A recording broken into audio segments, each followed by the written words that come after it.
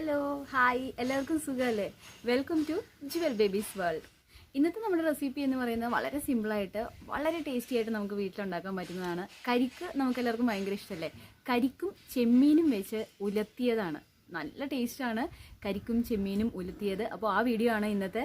എല്ലാവരും ഒന്ന് ട്രൈ ചെയ്ത് നോക്കണം കേട്ടോ. അപ്പോൾ നമുക്ക് നേരെ വീഡിയോയിലേക്ക് പോകാം. വീഡിയോയിലേക്ക് പോകുന്നതിന് മുമ്പ് ഇതുവരെ ഈ ചാനൽ സബ്സ്ക്രൈബ് ചെയ്തില്ലെങ്കിൽ ഇപ്പോൾ തന്നെ ഒന്ന് സബ്സ്ക്രൈബ് ചെയ്യണം കേട്ടോ.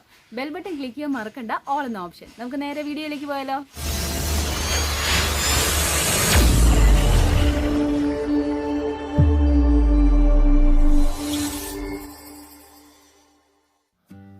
ഈ കരിക്ക് വെച്ചിട്ടാണ് നമ്മൾ ഇന്നത്തെ നമ്മുടെ കരിക്കും ചെമ്മീനും കൂടെ ഉണ്ടാക്കാനായിട്ട് പോകുന്നത്. നല്ല സൂപ്പർ കറിയാണ്, നല്ല ടേസ്റ്റാണ്.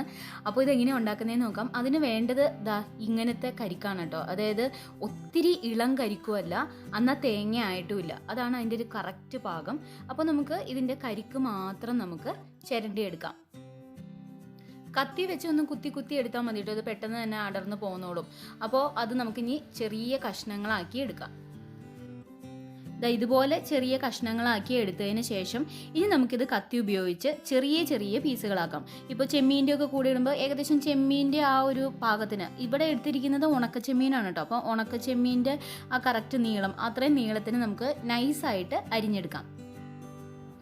ഇതാണ് കറക്റ്റ് അതിൻ്റെ പാകം. നല്ല കറക്റ്റായിട്ടുള്ള നീളത്തിലും വണ്ണത്തിലും തന്നെ കിട്ടിയിട്ടുണ്ട്. ഒത്തിരി നൈസൊന്നും ആക്കണ്ട, കാരണം ഇത് നമ്മൾ വേവിച്ചെടുക്കുകയാണല്ലോ. അപ്പോൾ ഈ ഒരു പാകത്തിന് നമുക്ക് കിട്ടിയാൽ മതി. ഇതുപോലെ ചെറിയ പീസുകളാക്കിയാലാണ് നമുക്ക് കഴിക്കുമ്പോഴും നല്ല രുചിയായിട്ട് കഴിക്കാൻ പറ്റുള്ളൂ. ഒത്തിരി കനം കൂട്ടി കഴിഞ്ഞ് കഴിഞ്ഞാൽ ഇതിനകത്ത് ഉപ്പും മുളകും ഒന്നും പിടിക്കില്ല. അപ്പോൾ ഇതേ ടൈപ്പിനാക്കിയാൽ മതി. ഇനി നമുക്ക് ചെമ്മീൻ എടുക്കാം. ചെമ്മീൻ ഇവിടെ ഉണക്ക ചെമ്മീനാണ് എടുത്തിരിക്കുന്നത്. ഈ ചെമ്മീൻ ഒന്ന് കഴുകിയ ശേഷം നമുക്ക് ഇത് നല്ലതുപോലെ വറുത്തെടുക്കാം. പ്രത്യേകം ഓർക്കണം കേട്ടോ, ചെമ്മീൻ കഴുകി എടുക്കണം കേട്ടോ. കഴുകി വൃത്തിയാക്കിയ ശേഷം നമുക്ക് ഇതിൻ്റെ തലയെല്ലാം കളഞ്ഞെടുക്കാനായിട്ട് നല്ലതുപോലെ വറുത്തെടുക്കാം. വറുത്തെടുത്ത ചെമ്മീൻ്റെ തല നമുക്ക് മാറ്റി വൃത്തിയാക്കിയെടുക്കാം. ഇത് വൃത്തിയാക്കി എടുത്ത ചെമ്മീനാണ്, നല്ല കിരികുരാന്നിരിക്കുന്ന ചെമ്മീനാണ് വറുത്തെടുത്തത് കൊണ്ട്. അപ്പോൾ ഇതേ സ്റ്റൈലിൽ തലയെല്ലാം കളഞ്ഞ് നമുക്ക് റെഡിയാക്കി വെക്കാം. ഇനി നമുക്ക് ചുവട് കട്ടിയുള്ളൊരു പാത്രം എടുത്ത് അതിലേക്ക് കരിക്കിടാം. അതിനുശേഷം നമുക്ക് നമ്മൾ വറുത്തെടുത്ത ചെമ്മീനും ചേർത്ത് കൊടുക്കാം. ഇനി അതിലേക്ക് ഒരു 2-3 ചുള പുളി, അതായത് കുടംപുളി കഴുകിയത് കൂടി ചേർത്ത് കൊടുക്കാം.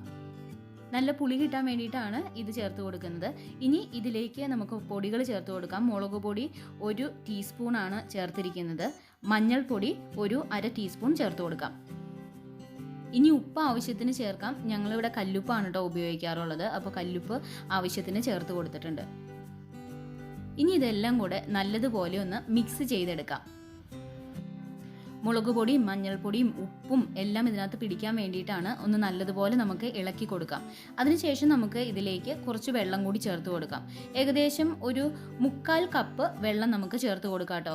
ഈ കരിക്കും എല്ലാം നല്ലതുപോലെ വെന്ത് വരാൻ വേണ്ടിയിട്ടാണ്. ഒപ്പം ഈ പുളി അതിനകത്ത് കിടന്ന് ആ പുളിയെല്ലാം ഇറങ്ങണം. അപ്പോൾ കുടംപുളി ആയതുകൊണ്ട് കുറച്ച് നേരം ഒന്ന് വെന്ത് കിട്ടണം. അപ്പോൾ നമുക്കൊരു 1/4 ഭാഗത്തോളം വെള്ളം ഒഴിച്ച് കൊടുത്തതിന് ശേഷം ഇത് വേവിച്ചെടുക്കാം. ഇത് നല്ലതുപോലെ വെന്ത് തുടങ്ങിയിട്ടുണ്ട്. ആ പുളിയൊക്കെ ഇറങ്ങണം. അപ്പോൾ അതിന് വേണ്ടി നമുക്കൊരു 1/4 കപ്പ് വെള്ളം തന്നെ വേണം കേട്ടോ. എന്നാലാണ് ഇത് നല്ലതുപോലെ ഈ കരിക്കെല്ലാം വെന്ത് കിട്ടുള്ളൂ.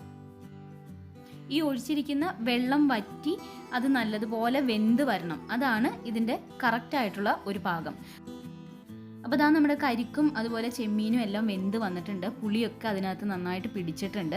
ഇനി നമുക്ക് വേണമെങ്കിൽ ഈ പുളിയോട് കൂടി തന്നെ നമുക്ക് ഇത് ഒലത്തിയെടുക്കാം കേട്ടോ. അല്ലെങ്കിൽ പുളി നമുക്ക് മാറ്റിയിട്ട് എടുക്കാം. പുളി ആവശ്യത്തിനായെങ്കിൽ നമുക്ക് പുളി മാറ്റാം. ഇനി ഇത് നമുക്ക് ഉലത്തിയെടുക്കാനായിട്ട് നമുക്ക് ചെറിയ ഉള്ളി ഒരു 4 എണ്ണം, അതുപോലെ മുളക് ആവശ്യത്തിന് നമ്മളതിനകത്ത് ചേർത്തിരിക്കുന്നതുകൊണ്ട് 1-2 മുളക് എടുത്താൽ മതി കേട്ടോ. ഇത്രയും കല്ലിൽ നല്ലതുപോലെ ഇടിച്ചെടുക്കാം. വെളുത്തുള്ളി ഇഷ്ടമുള്ളവർക്ക് ചേർക്കാം കേട്ടോ. ഇത് ഇടിച്ചെടുക്കുമ്പോൾ നമ്മൾ വെളുത്തുള്ളി ചേർക്കാറില്ല കേട്ടോ. ഇനി നമുക്ക് ചുവട് കട്ടിയുള്ള പാത്രത്തിൽ വെളിച്ചെണ്ണ ഒഴിച്ച് അതിലേക്ക് കറിവേപ്പില ഇട്ട് കൊടുക്കാം. അതുപോലെ തന്നെ ഈ ഇടിച്ചെടുത്ത ചുവന്നുള്ളിയും അതുപോലെ ചുവന്ന മുളകും എല്ലാം ഇട്ട് നല്ലതുപോലെ അത് മൂപ്പിച്ചെടുക്കാം. എണ്ണയിൽ ഇതെല്ലാം തന്നെ നല്ലതുപോലെ മൂത്ത് വരട്ടെ. അപ്പോൾ നല്ലതുപോലെ ഇളക്കി കൊടുക്കാം. അതിനൊപ്പം തന്നെ ഇത് നല്ലതുപോലെ മൂത്ത് വരുമ്പോഴേക്കും നമ്മൾ ആദ്യം തയ്യാറാക്കി വെച്ചിരിക്കുന്ന ആ കരിക്കും എല്ലാം തന്നെ നമുക്കിതിലേക്ക് ചേർത്ത് കൊടുക്കാം. നല്ലതുപോലെ മൂത്ത് വന്നതിന് ശേഷം ഇതിട്ടാൽ മതി കേട്ടോ. പുളി വേണമെങ്കിൽ നമുക്ക് എടുക്കാം, പുളി ആയില്ല എങ്കിൽ നമുക്ക് പുളിയും കൂടി അതിനകത്ത് കിടന്നോട്ടെ, ആവശ്യമുള്ളപ്പോൾ നമുക്ക് എടുത്ത് മാറ്റിയാൽ മതി. അപ്പോൾ ഇനി ഇത് നല്ലതുപോലെ ഇളക്കി നല്ല റോസ്റ്റ് പരുവത്തിന് ആക്കിയെടുക്കാം കേട്ടോ. അപ്പോൾ നമ്മുടെ കരിക്കും ചെമ്മീനും റെഡി ആയി കഴിഞ്ഞു.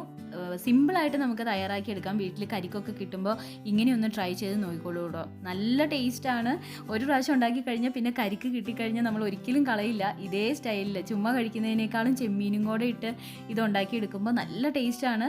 എല്ലാവരും ട്രൈ ചെയ്ത് നോക്കുക, എല്ലാവർക്കും ഇഷ്ടമാവും. അപ്പോൾ അഭിപ്രായം പറയാൻ മറക്കണ്ട കേട്ടോ. പിന്നെ അറിയില്ലാത്തവർക്ക് വേണ്ടി ഈ റെസിപ്പി ഒന്ന് ഷെയർ ചെയ്ത് കൊടുക്കണം കേട്ടോ.